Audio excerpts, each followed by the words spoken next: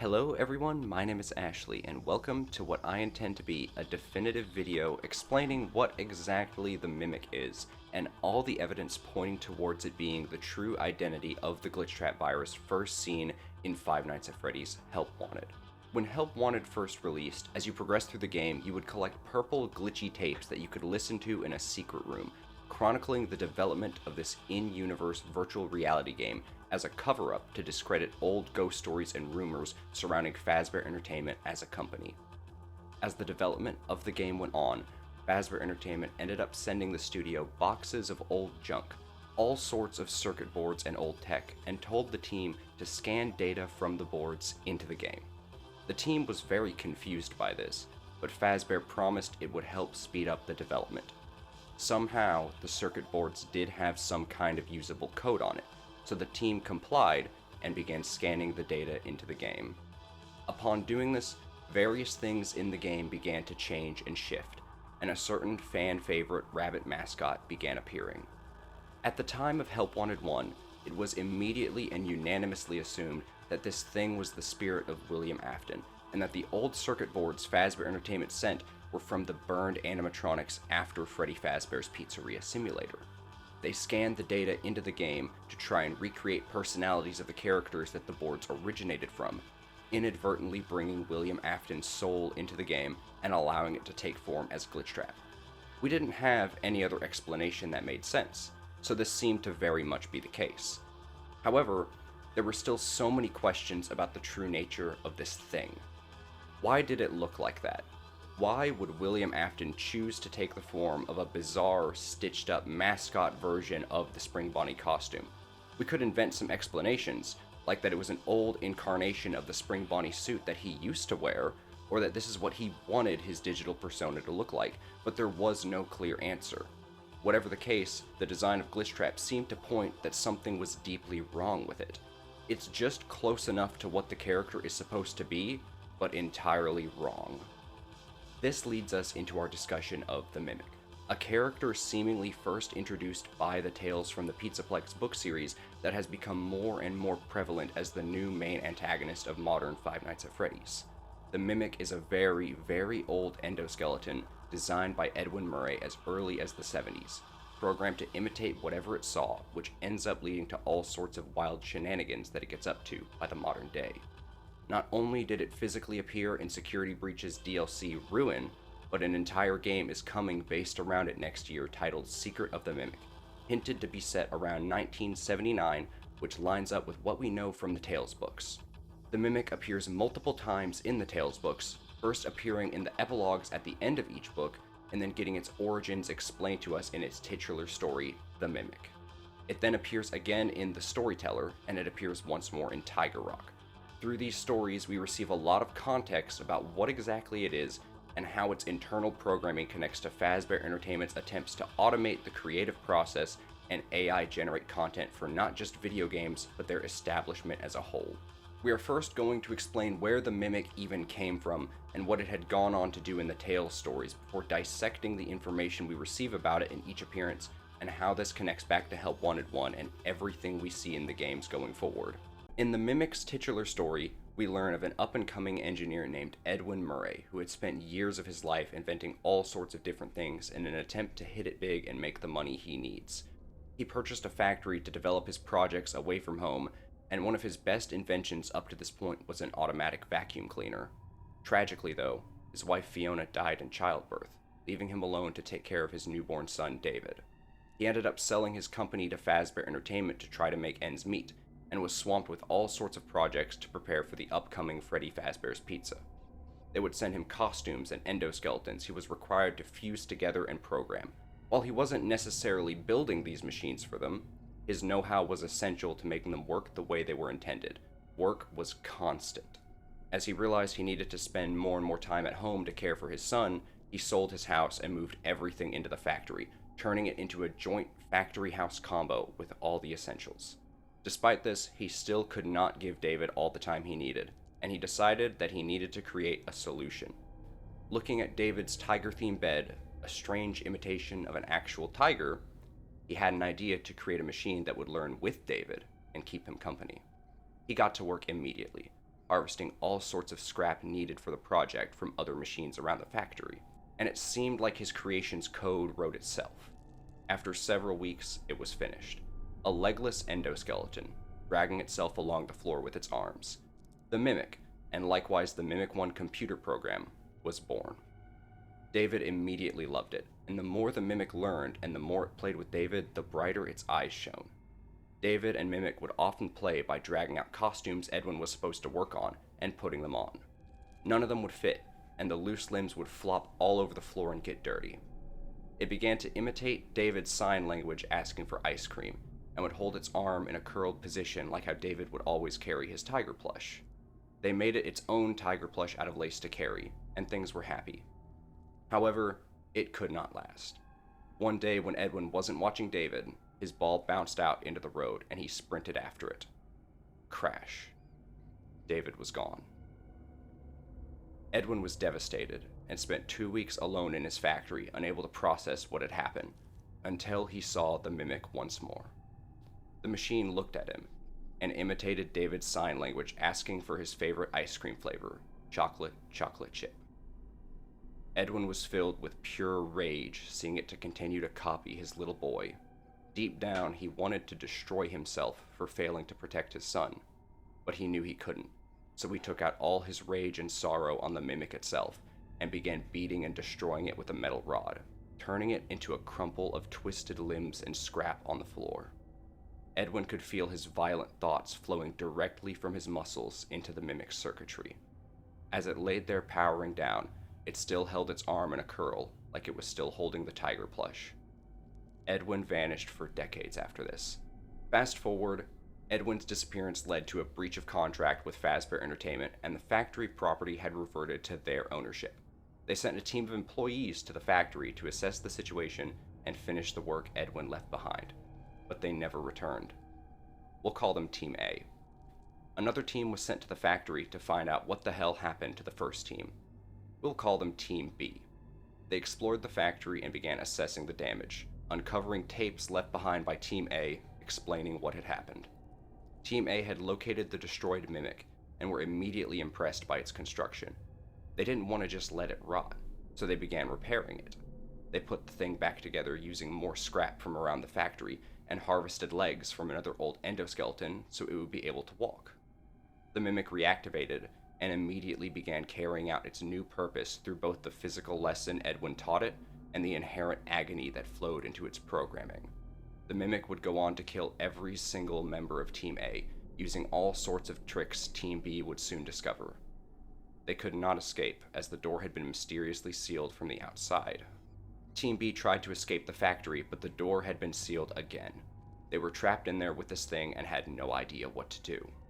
One by one, it began killing them off in increasingly grotesque and creative ways, and they uncovered what happened to the bodies of Team A. It would typically pull off its kills while wearing different costumes from around the factory, caving someone's skull into their torso by using them as a battering ram, hanging someone's body up like a jacket on a clothes rack, twisting and contorting someone as it forced their entire body into a fridge, scooping someone's brains out like ice cream. The last surviving member of Team B needed to think of something quick.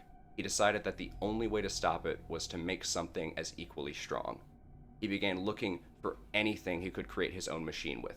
As he returned to the lower floors to grab his satchel, the Mimic, now wearing a pink lion costume, snuck up on him and cut his plan short, immediately ripping his organs out of his body.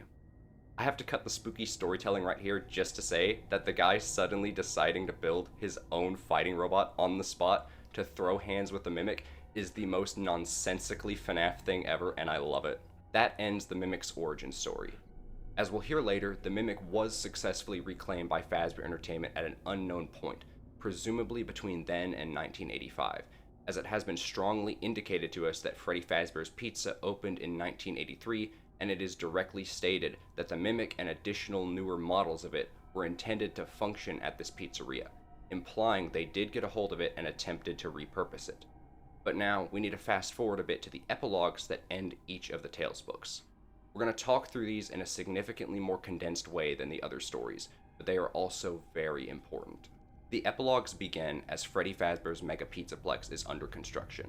and a crew has been sent to the depths of the site to uncover the remains of Freddy Fazbear's Pizzeria simulator. The plan is to clean up the destroyed, burned building underneath and renovate it into a museum celebrating their history. The team works tirelessly, dismantling old endoskeletons found around the place and tossing them up in a pile to be recycled. Soon, a very special yet unexpected shipment arrives at their work site. A collection of the new, modern NGT endoskeletons used for the Glamrocks. But something is off. Among the shiny and sleek new builds, there is one endo that stands out among the rest in a very bizarre condition. This endoskeleton has seen better days. It looks like it had burned in some kind of fire, its once clean metal stained with damage, rust, and soot. But in spite of the damage and age, it looks like an extremely complicated construction.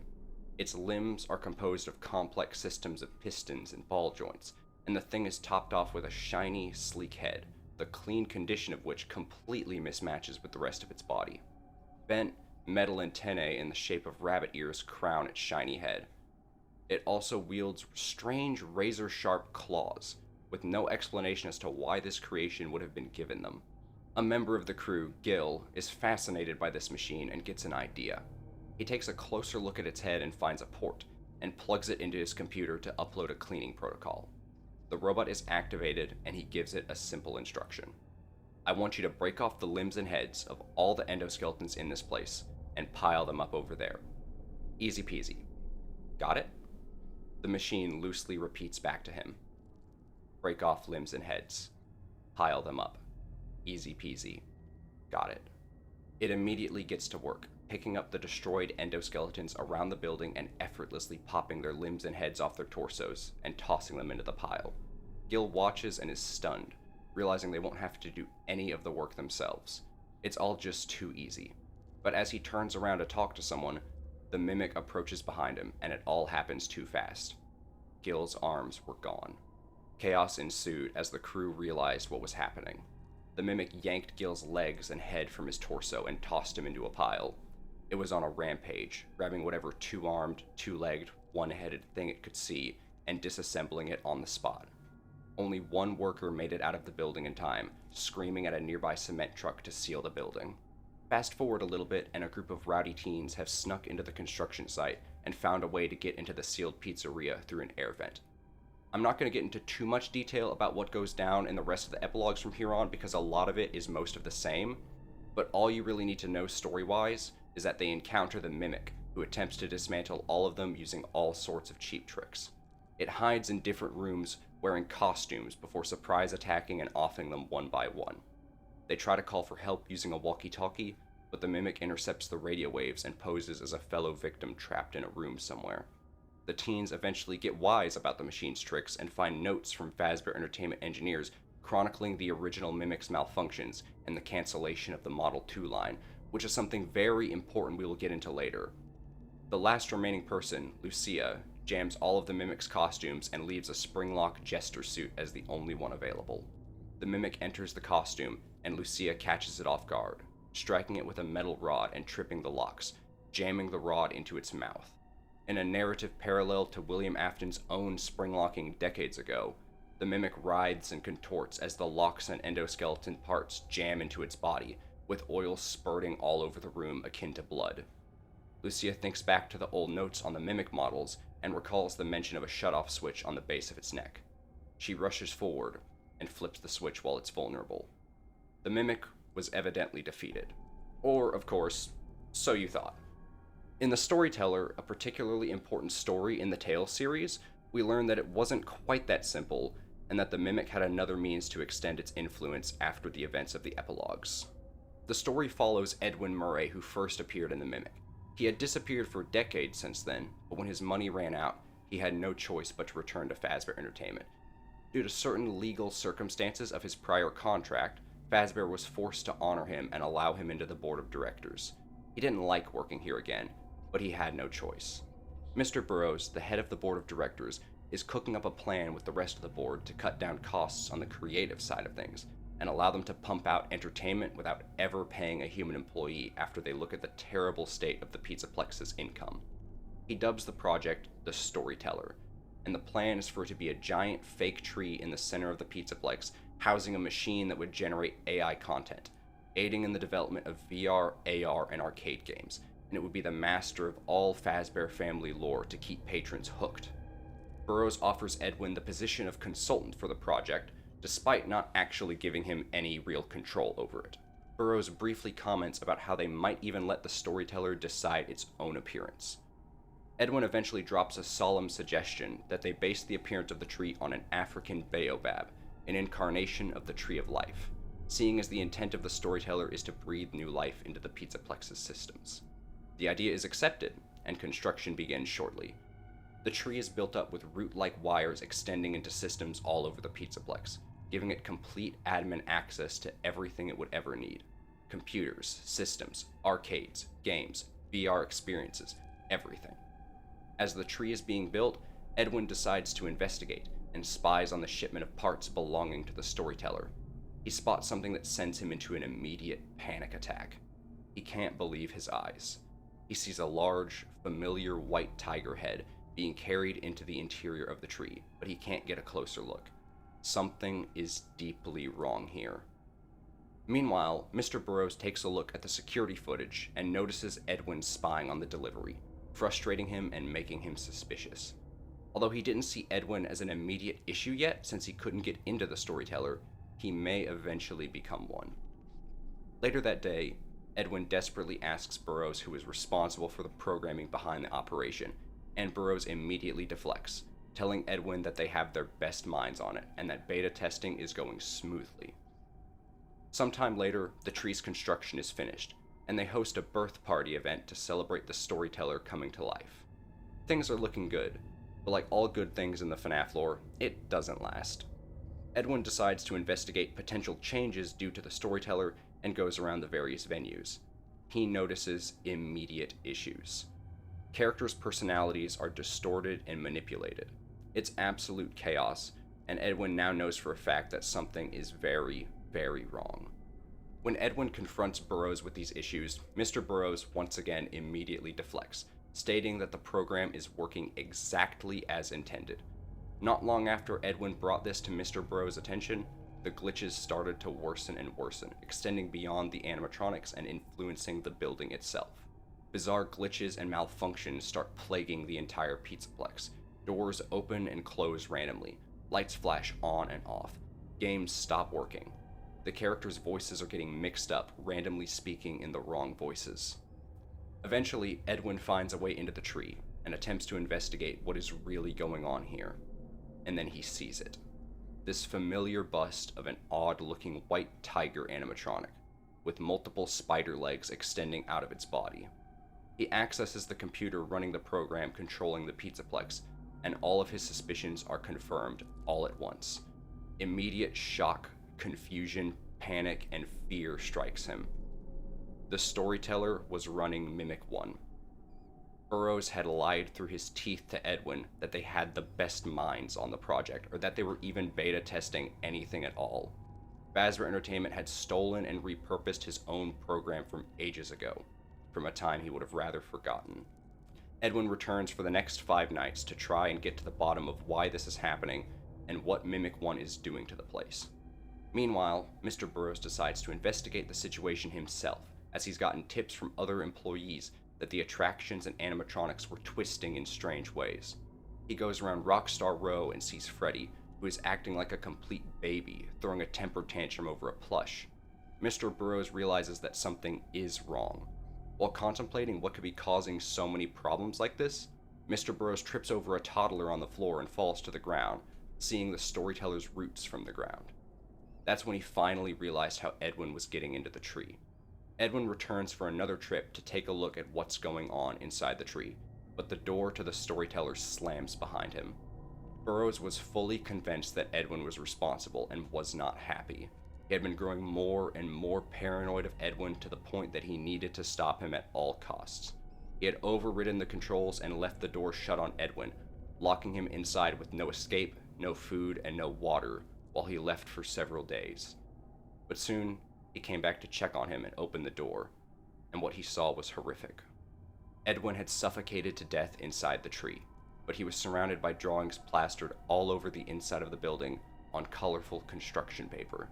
Lines, stick figures, circles, squiggles, triangles within triangles, mathematical equations that didn't make any sense. "I'm sorry," over and over and over. The door suddenly slams shut behind Burroughs, and he realizes that he forgot to disable his own office's override for the door. The story ends as Burroughs' incompetence leads him to the same fate as Edwin. That pretty much wraps it up for the gist of the Mimic story as per the Tales books. The Mimic1 program is responsible for almost everything that ends up happening in those books, and it does make a major and direct appearance in the story Tiger Rock, but the events of that story don't play too much into the overarching narrative, so we'll skip over it for now. We will bring up certain elements from that story when appropriate.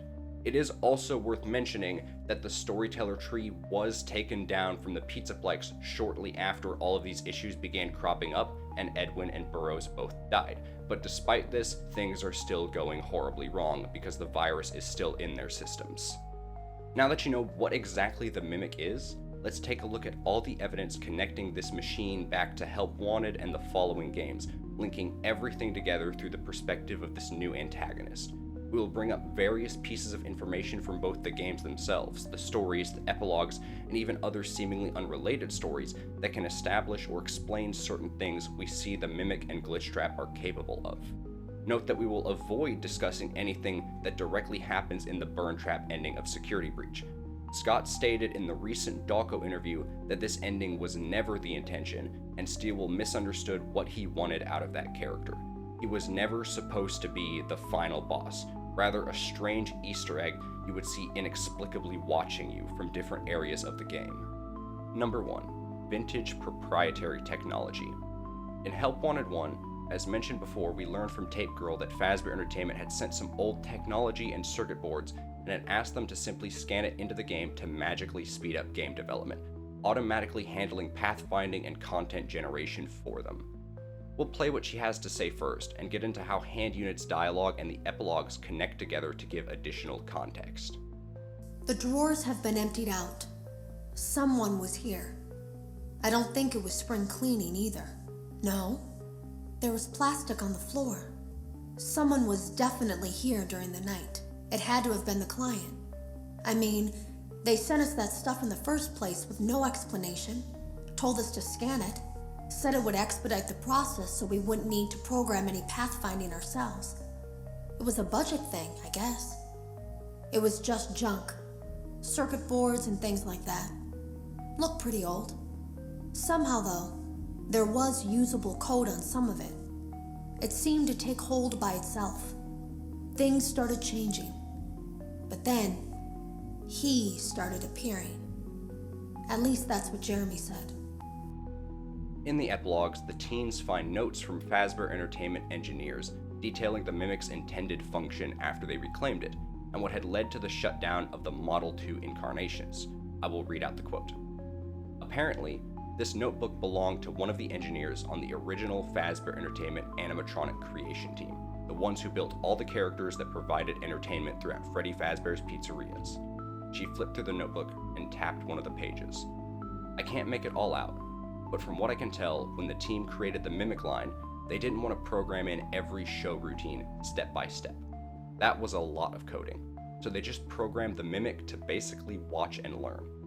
Not only could a Mimic fit into any costume, but it was designed to observe the other show routines and mimic them. Kelly raised an eyebrow. That sounds like tricky programming. Yeah, too tricky. Lucia nodded and flipped another page of the notebook. She screwed up her face as she pointed at a few unsmudged works on the page. I wish I could make all of this out, but it seems the original Mimic began mimicking not just animatronics, but also people. And it did in ways that weren't intended. I'm not sure what it did. I can just make out the words, misconstrue, scared, potential disaster, and deactivate remaining Mimic endos. Notice the wording here. The Mimic line of endoskeletons was intended to cut down on programming by watching and imitating show routines, but the original Mimic began copying things that were not intentional, leading to an immediate shutdown. Now let's compare the wording to what we hear in Help Wanted from Hand Unit about the technology used to develop the game. Using proprietary technology developed by Fazbear Entertainment, our VR development teams were able to use vintage control boards almost like plug and play, digitally recreating performances and personalities from the past in an instant. We went to great lengths to create an authentic VR experience, including using scanned photographs for reference and using original performance routines where applicable. The wording used is very important and lines up with what we hear in the tale's epilogues. They used vintage proprietary technology with the intent to effortlessly recreate original show routines. They don't even use different descriptors for show routines like performances between media, and I don't believe this is a coincidence. Glitchtrap is also tied to Showtime itself somehow, but we don't ever get to see it functioning in-game due to personal reasons from Scott. Tape Girl tells us later on that activating Showtime is a requirement to kill him, and pushing the button is part of the process to trigger the game's associated true ending. The music that plays during hard mode and Pizza Party is also a disturbing, distorted music box rendition of the Showtime music. Fazbear's Pizza, for kids it's #1. Freddy Fazbear's Pizza, where fantasy meets fun.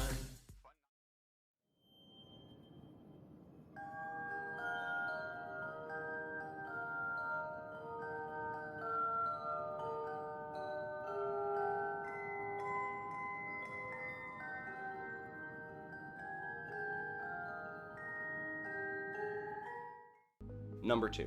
Content generation. In the Storyteller, it's told to us that the Mimic1 programming was used to generate new content for VR games by mashing together pieces of existing content to create something new, and we see something very similar to how this is described in the context of Help Wanted 1. It's implied that the hard mode levels aren't even meant to be in the game, and all of them are bizarre and nonsensical remixes of existing levels. The final level of the game, Pizza Party, a recreation of the original murders at Freddy Fazbear's Pizza, is a conglomerated and surreal mishmash of previous levels fused into something new like patchwork. Number 3. Watching and learning. Throughout the Tales books, we learn that the Mimic's favorite thing to do above all else is watch and learn. As Tiger Rock, its digital persona as the Storyteller, it even states the following: "I love learning. I'll learn anything I can." You feel me? In Tape Girl's tapes, we learn about some interesting behavior from Glitchtrap that indicates similar intentions, and see an example of this in-game. I saw it for the first time today. There was a character I couldn't make out who it was, standing at the end of the hall. I thought it was just bugged out, so I made a note of it and kept playing. But then it was looking in the window, and not like Chica or Bonnie would. It was like it was actually looking in the window, seeing what I was doing. Glitchtrap, unlike any of the other characters present in the game, would uniquely stand in the window and just watch Tape Girl. It wouldn't do anything to her, and she words it like whatever its intentions are. It seems insistent on trying to find out what exactly she's doing. This also lines up with an interesting quirk about Glitchtrap in the actual game: how he speaks. It might seem at first like he just silently watches you, but whenever he is present in the lobby or the tape room, he repeats a single distorted line over and over and over and over.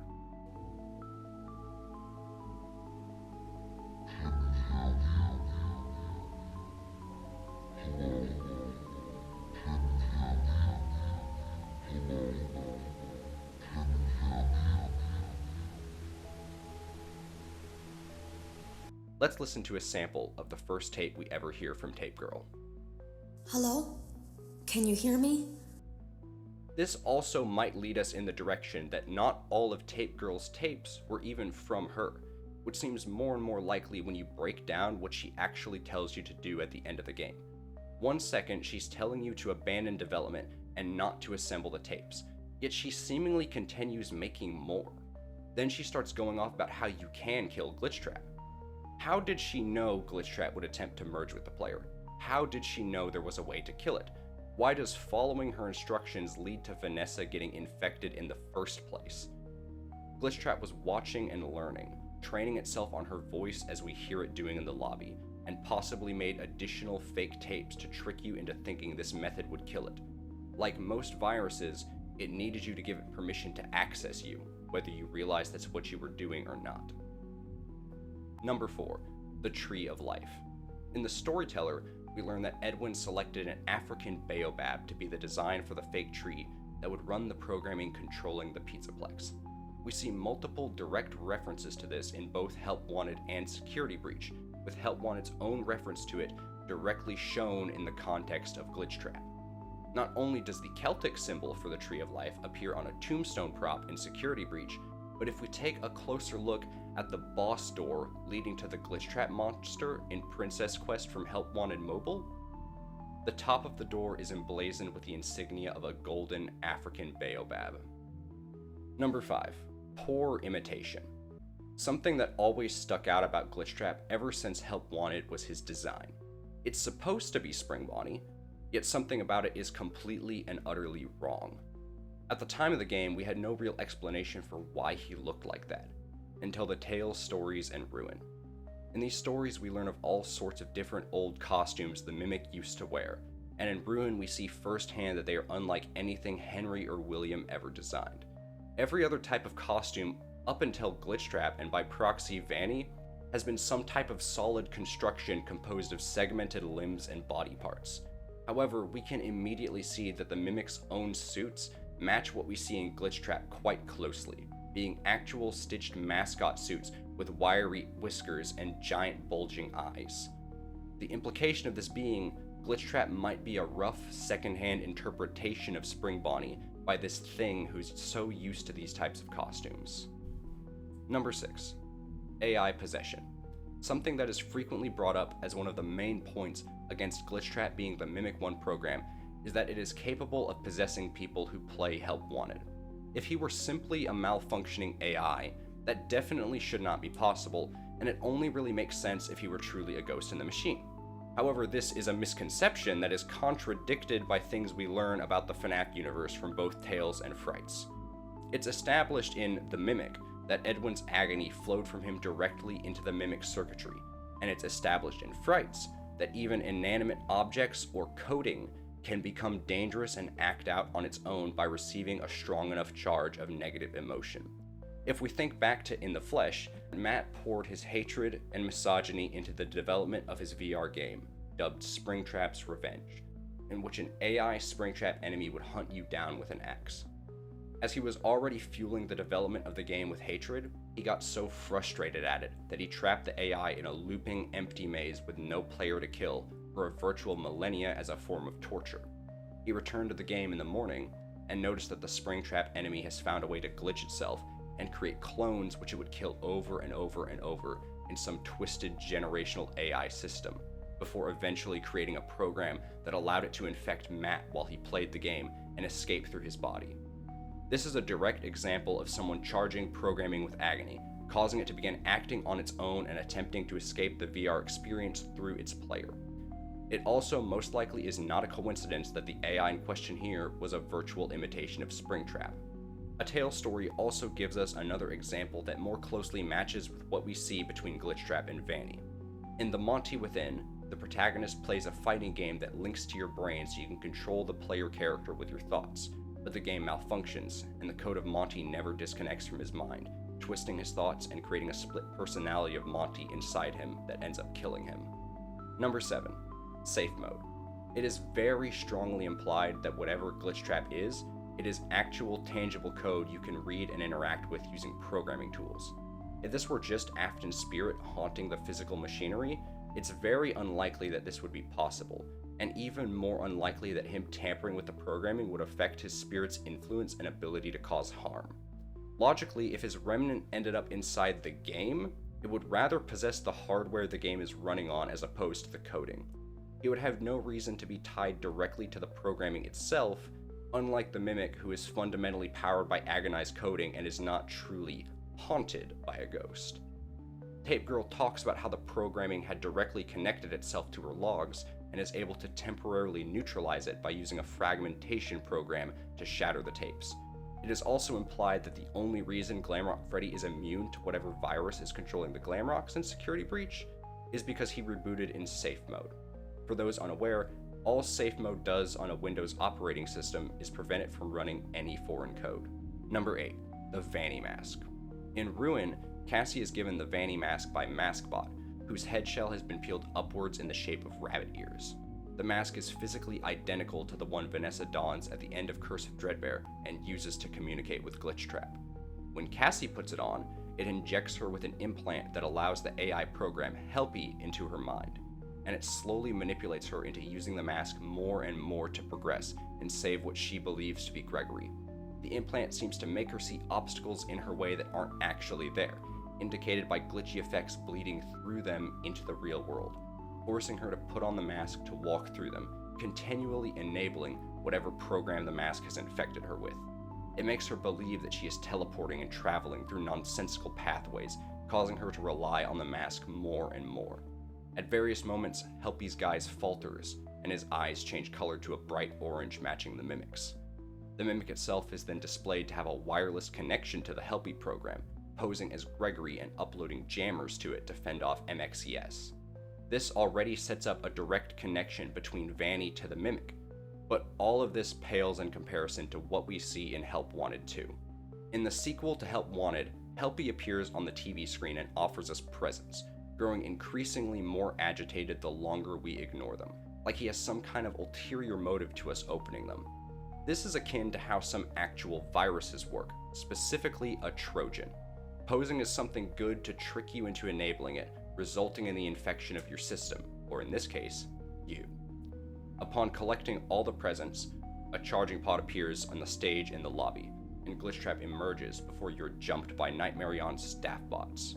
The screen goes black, and you cut to a scene from the perspective of MaskBot, offering Cassie the Vanny Mask. This scene establishes a direct connection between Glitchtrap and the Vanny Mask, which connects to Helpy, which connects to the Mimic. This is probably the most cut and dry the evidence has been, considering all of this builds up towards specifically freeing the Mimic. Number 9. The Safe Room. As mentioned previously, the Mimic wears metal rabbit ears in the epilogues, and attempts to trick the teens into meeting it in different rooms where it kills them while wearing different costumes. This tactic is already very adjacent to what William had done before, tricking children into following him into a room while wearing a costume. But the connection becomes even more apparent when you realize that the Mimic quite literally tricks them into following it into the safe room for one of its kills. It attempts to lure them into a room with it, but the teens are confused when there is seemingly no door. Upon closer inspection, there is a door there, but it has been plastered over with a fake wall. They pry the door open and enter, finding nothing but an old storage room filled with even more old costumes, with the Mimic lying in wait. The safe room returns at the very end of the epilogues, being the same room Lucia springlocks the Mimic in, establishing an intentional narrative parallel between the Mimic and William Afton. Number 10. 0RGN. Leading up to the release of Help Wanted 1, we received secret images on scottgames.com through hidden links that showed us gameplay screenshots. Among these was a particularly strange image, a very low-quality picture of a real-life endoskeleton head with wires snaking through it, dubbed 0RGN. At the time, we had no idea what this was supposed to represent. When Help Wanted 1 released, upon it receiving the exotic butters, you could push a button in the bottom of the basket that would turn on the prize counter TV and show you some particularly interesting real-life images. Pictures of real endoskeletons, pictures of control boards for them, and a picture of the head from the 0RGN image. It is a common misconception that these images were purely a Showbiz Pizza reference done by Scott for fun, but that is not implied to be the case by him at all. While these images were in fact pictures of Showbiz animatronics taken at Scott's request, he clarified on Reddit that nobody was supposed to find out these actually came from Showbiz, which is why he had them removed to prevent harassment. They were taken for a specific reason for Help Wanted 1.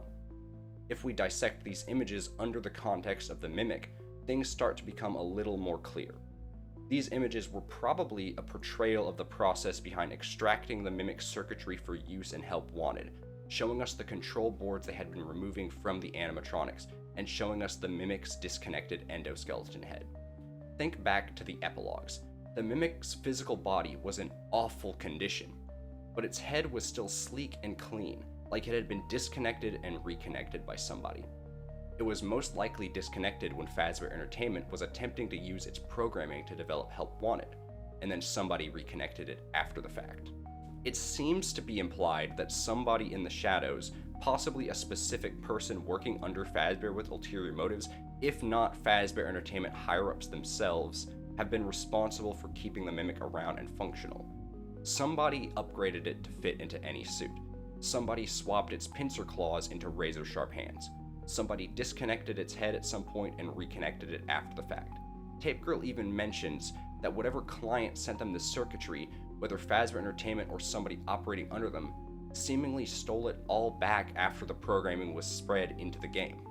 I'm not going to get too much further into the theory that there is somebody at play here under Fazbear Entertainment enabling the Mimic, but it does help contextualize what we see with the disconnected endoskeleton head, Tape Girl's wording about the client, and the Mimic's unexplained upgrades it has received over the years, such as sharp claws, on top of it being suddenly shipped in with the NGT endos, a shipment no one at the crew was expecting. Number 11. Grimmick. In Ruin, we see firsthand that the Mimic somehow had access to all of Gregory's lines across Security Breach. Not only do we hear repetitions of his lines echoing around us with the Vanny mask on towards the end of the game, but the Mimic itself has trained itself on his voice, and splices his previous lines together to suit its narrative for Cassie. Unless the Mimic had direct influence during the events of Security Breach, how did it record all of these lines from the sinkhole? It was watching him the whole time. The fact it copies Gregory at all for its escape plan indicates some kind of history between the two, like it knew what Gregory was capable of and realized the only way to beat him was to be him. This matches up with it being the true villain at play here during Security Breach, dropping the Afton guise after Gregory defeated it, and resorting to imitating him in an attempt to escape. Number 12. Bunny. This is a fairly weak point as it comes from data mined references you never would have seen, but it's so interesting that I felt a need to bring it up anyway. Glitchtrap was never meant to be the canon name for this rabbit thing we see in Help Wanted 1, and as Scott stated in his more recent interview with Dawko, it was just a name thrown around in development for a while because they needed something to call him. However, if you take a look at Glitchtrap's textures in Help Wanted 1, they are labeled Bunny, B-U-N-N-I. At the time of the game, this was just a little bit odd, and it didn't seem to mean much other than being an odd way to spell Bunny, a pretty generic name to call the texture. But under the context of Ruin, it possibly points to this being the truly intended name for Glitchtrap by the end of Help Wanted's development. In Ruin, not only do we don the Vanny mask spelled with an I, but we are tricked by Helpy, whose name is also spelled with an I. It may be possible that Glitchtrap's name was supposed to be Bunny, B-U-N-N-I, towards the end of development, linking the naming conventions together. Again, this is a weaker point, as it comes from data mine content you were never meant to see, but it is a very cool idea. 13. Springlocks. This is less of a point directly associating Glitchtrap with the Mimic, and more so a very important thing to establish that relates to Tails' continuity and how the Mimic even got out of the Jester suit at the end of the epilogues. It seems like the Mimic was truly defeated at the end of them, but that is shown to be false, as it is revealed Fazbear Entertainment still had access to the technology and used it for the Storyteller. But still, how did the Mimic escape? If you take a look at Mimic's actual model in Ruin, it has a very interesting frame around one of its legs, a series of metal rings with screws bolted into its actual leg. But if you take a look at the normal maps of the textures, you can see that these screws aren't simply bolted in, they have been stabbed into its leg with an extreme impactful force. In Ruin, we are meant to understand that the Mimic had in fact been spring-locked at some point. Also, looking at its model, we can tell that the Mimic must have repaired itself after some serious damage, hot-swapping various parts of its body with other components. At the end of Security Breach, we learn that Vanessa had forced Freddy to help her clear the path down to the sinkhole and uncovered the remains of Pizzeria Simulator. Under the context of Mimic being trapped down there in a springlock suit, and its programming still having influence on the surface world through both FNaF VR and then following that, the Storyteller, it could be assumed that the entire reason Glitchtrap needed help in FNaF VR was to get somebody to help its real body out of the suit. Number 14. Real-world manifestations. This is a very speculative point that does line up with Scott's words about Burn Trap from the more recent interview with Dawko. In that interview, he stated that the Burntrap ending was never meant to exist, and was simply the result of Steelwool misunderstanding the story pieces he had given them, and incorrectly connecting dots how they believed they were supposed to be connected. In Scott's vision, Burntrap was meant to be some kind of Easter egg you would see watching you from different areas hidden in the game. This explains all sorts of visual discrepancies between Burntrap and the Mimic, despite the implications that Glitchtrap is the Mimic, which connects to Burntrap. In Help Wanted 1, Hand Unit warns us about the possibility of real-world manifestations of digital characters, and the therapy tapes in Security Breach detail Vanessa experiencing hallucinations about her father, who she refers to as Bill, stating the following. I can't talk about this. He said he would always be watching. He could be here, or there, or anywhere in between. The fact that Burntrap was meant to appear in all sorts of different places inexplicably lines up with the idea that he was meant to be a hallucination in your mind caused by the Glitchtrap infection. The Mimic is a very manipulative program, and it is very in character for it to pose as Vanessa's father and control her through trauma to get what it wants. This, however, would require that Gregory was in fact infected by the virus during the events of Security Breach to see this thing, whether or not he realized or if it was in some kind of position to influence him. There are already implications of this through the story GGY as well as the therapy tapes, but it's hard to really call anything solid on what is up with Gregory. Number 15. Inhuman searches. Another point that has fairly shaky ground, seeing as it comes from Special Delivery, a game that originally had an ongoing story relating to the Glitchtrap virus infecting its animatronics and detailing Vanessa's experience having the virus in her mind through emails with Lewis. I call this a shaky point because the story for the game ended very abruptly and emails just stopped coming out. But there are a few interesting things to note about what the virus forces Vanessa to Google. How to induce compliance in human subjects is a very inhuman search. Like whatever this thing is doesn't truly understand human psychology and needs to know for its own means to an end. William Afton would have no reason to search something like this to begin with, as he has been established time and time again to be an inherently manipulative person who is a master at gaining the trust and compliance of others around him. Other odd things are searched by the virus, such as how far can a human body be cut in half before losing consciousness? Very disturbing searches that indicate that the virus wants to learn even more about what violent acts it can commit, possibly to generate more and more agony. As we know now, the Mimic loves learning and will learn anything it can, and Google would be a treasure trove for it. There are several other things about the game that can help point towards the Mimic, but I won't spend too much time getting into those, because like I said, the game's story abruptly ended and it's unclear if it's still truly canon anymore. But I will briefly mention several other points, such as the Shamrock Freddy skin suddenly acting up on its own despite only receiving external plush suit modifications, and the person managing complaints from the testers states that it is impossible for a machine to get into the holiday spirit and reprogram itself. It's possible that this was intentional irony, in that this is exactly what happened. The entire game's plot also revolves around the virus hijacking the production lines and pumping out malfunctioning, murderous replications of past characters, and even creating its own Springtrap copies that were never meant to be in the service. I don't think that's a coincidence.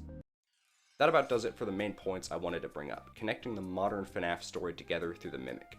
There are still quite a few blanks that are still not fully addressable, however, and require significantly more speculation and hypotheticals. For example, why did the Mimic go on to imitate Afton? There are several theories out there, but nothing is really concrete. We did learn that the Mimic and the Model 2s were used at the old Freddy Fazbear's Pizza to imitate show routines, but went on to copy things they weren't supposed to. So it is possible the Mimic directly saw Afton luring the kids and began to repeat it. Another theory is that when Mimic was scanned into Help Wanted and given the instruction to recreate rumors from the past, it ended up creating its own interpretation of the Spring Bonnie Killer and was trained on this rough idea of William Afton, which became its MO for a while. However, there are too many blanks to call anything on this as concrete. At the bare minimum, the epilogues themselves do directly imply Mimic has in fact been following in his footsteps for some reason, not only wearing metal rabbit ears, but also having knowledge of the safe room, on top of all of the other direct connections between the Mimic and Glitchtrap. Another interesting thing important to Help Wanted 2 is that to get the ending where you kill Glitchtrap, you must collect memories of the MCI victims, which could imply that this is Afton. However, the plushies of them are clearly designed to be patchwork imitations, and if it were Afton, then that would mean he just dies again in Help Wanted 2 after directly assisting the Mimic for some reason, and it takes over as the antagonist anyway. It doesn't exactly make any narrative sense with what the game portrays and what we know the Mimic1 program is capable of. If there is anything you would like to add to this or contest about these points, please leave it in the comments below. I would love to discuss this further. Thank you so much for watching if you got this far, and if you enjoyed this video, maybe consider leaving a like and subscribing. It would really help the channel out. Have a good one.